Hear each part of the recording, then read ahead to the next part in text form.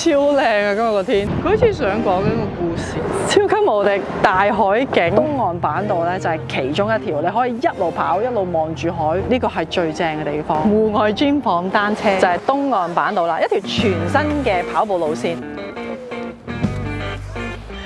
大家好，我係 Heidi 啊！咁今日咧就嚟到咧呢一度就係東岸板道啦，一條全新嘅跑步路線。咁呢度咧其實我自己都未嚟過嘅，因為咧其實佢開咗大概半個月度啫。咁而呢一度咧只係首階段西區嘅一個路線啦。咁全長咧其實2.2米，咁而西區嘅首階段咧只係開咗1.1米啫。咁所以咧如果大家想嚟呢度嘅話咧，咁你就可以揀3個唔同嘅入口去嚟到呢度。咁有邊3個入口咧？就係第一個糖水道，咁你可以咧去到北角嘅地鐵站 A1 出口，行3分鐘到咧就已經可以嚟到呢度噶啦。咁第二個咧就係和富花園，咁同埋第3個咧就係呢度屈臣道啦。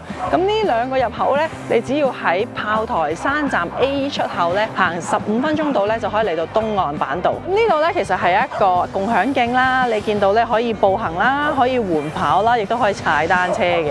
而家朝頭早11點到，咁但係咧已經有好多唔同嘅人喺度 chill 緊啦，散緊步啦。咁個氣氛都好好，因為今日天氣好好，又係對住個好靚嘅大海，咁所以咧我唔講咁多啦，而家準備出發啦！跑步同大家一齊感受下呢度。好啦，咁跑步前咧，我通常會做啲dynamic嘅熱身嘅，即係啲動態嘅熱身啦。咁就 warm up 翻嘅人先至跑嘅。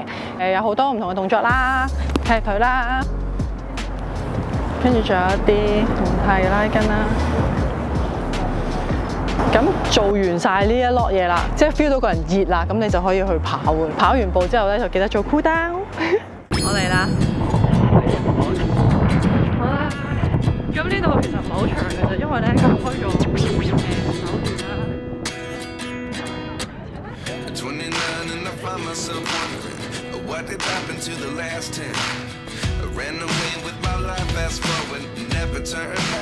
我覺得呢條路線咧，絕對係俾北角區啦、炮台山區嘅朋友咧，一條好好嘅跑步路徑啦。哇，好得意啊！佢好似想講緊個故事咯，但係唔知咩故事。好嘥板。呢個應該係貨踩板嘅。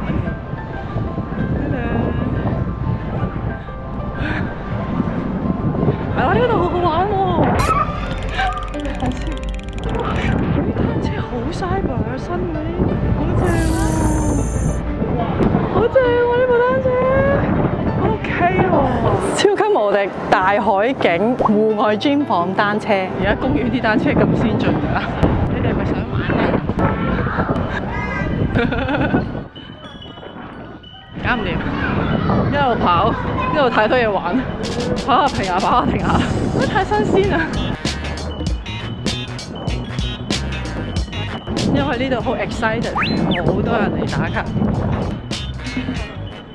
糖水道入口啊，呢個係北角嚟喎。咁呢度咧，如果你見到北角匯咧，其實就係東岸板道西區嘅盡頭位啦。咁呢度跑完之後咧，其實就可以翻轉頭回程去翻頭先起點嗰個位，咁就全長2.2K 啦。今日咧，我哋試住啱啱首階段嘅西區路線先。咁而家就翻轉頭啦，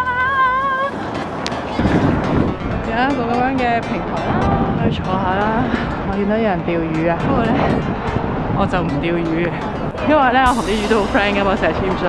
Oh my god！ 今日個海係不得了啊！因為海好靚啊！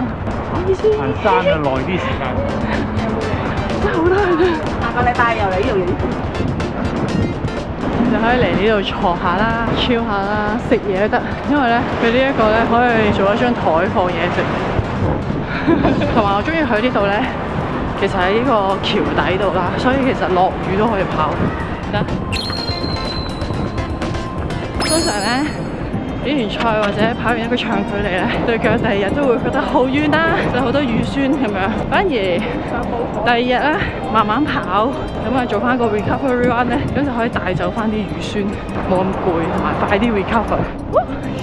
新嘅路咧佢啱啱起咧就會好平，即係冇乜凹凸啊。咁你再跑起上嚟咧就會覺得好順暢。咁最緊要咧就係着翻一對啱自己嘅鞋啦。咁我今日 drop 咧，所以普通着一對慢跑鞋咧都 OK 啊。我而家我想潛水啦，不過太凍啦。香港嘅水溫咧落水咧其實都仲 OK， 但係上翻嚟太凍，溫差。秋冬天咧都係上山啦、跑步嘅好時機。完季啦，一熱啊，咁就潛水啦。我就唔跑住啦，都會跑嘅夜晚黑，或者係跑少啲咯，因為實在太熱啦。喂，好靚啊，睇下。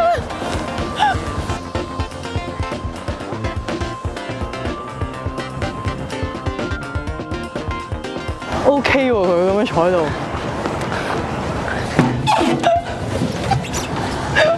我想知道嗰個係咩嚟嘅？其實呢個啊，呢一個跑過去睇下先。呢度可以跑過去，跑過去睇下先。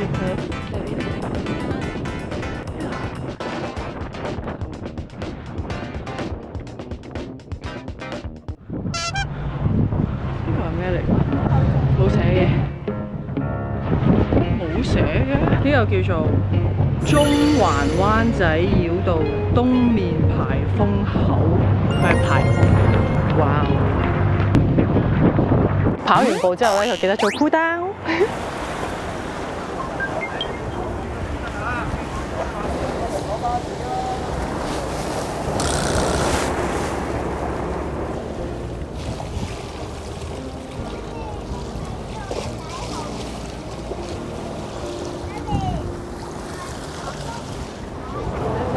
好啦，咁今日咧就總結一下啦，咁就係同大家嚟咗香港嘅一條全新嘅跑步路線啦。咁呢度咧亦都係一條共享徑嚟嘅。咁你見到咧有好多唔同嘅設施啦，有踩板啦，緩跑徑啦，有單車徑啦，亦都有好多唔同嘅裝置喺呢條路線裏邊啦。咁東岸板道咧，其實頭先我就啱啱跑完啦，短短地，但係我覺得佢最開心嘅地方就係你一路跑咧，你見到好多人喺度影相啦，哇！